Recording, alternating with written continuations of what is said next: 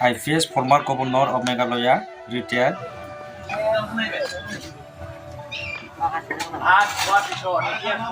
2008आवनो matric होनानै college हाबैदोंमोन आरोना बे जायगानिफ्राय ओमफ्राय दिनै फैबाय बिसोरखौ फराय गसाइगाव गोसो स्कुल 75 years जाबाय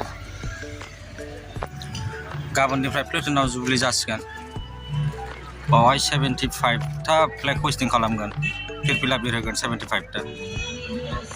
गावबागाव स्कुलनि बानाय फैजोबनाय आरोखि ब्लुमिं बार्ड स्कुल क्लास 10 नि बेबो ब्लुमिं बार्ड स्कुल मोसानाय प्रेक्टिस होगासिनो दङ नै गाबोननि थाखाय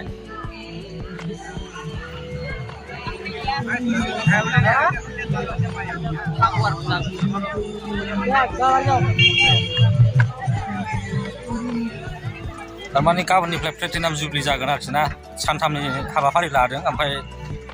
जोबोद गिदिर गिदिर आलासि फैगोन गभर्नरबो फैगोन गाबोनहाय एमजेसि कसार फैगोन गाबोन गभर्नर आरो अनेक आलासि दं गिदिर गिदिर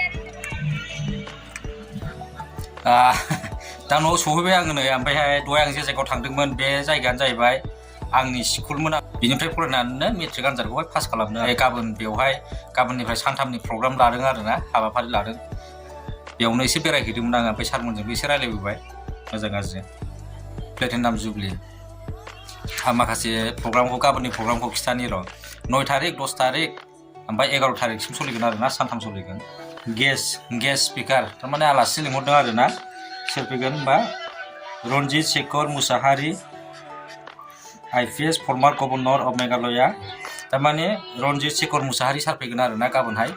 दा आं बिनि माबाखौसो स्पिचखौसो खोनासंनो फुरा एक्साइटेड आरोखि ना गाबोन जेरैखि जाया बिनि स्पिचखौ खोनासंनो थारनांगोन कालचारेल कम्पिटिशन दं आरो साननिफ्रायहाय मोसानाय बायदिसिना कम्पिटिशन जागोन आरोना गाबोननि प्रग्रामा आरो बेयो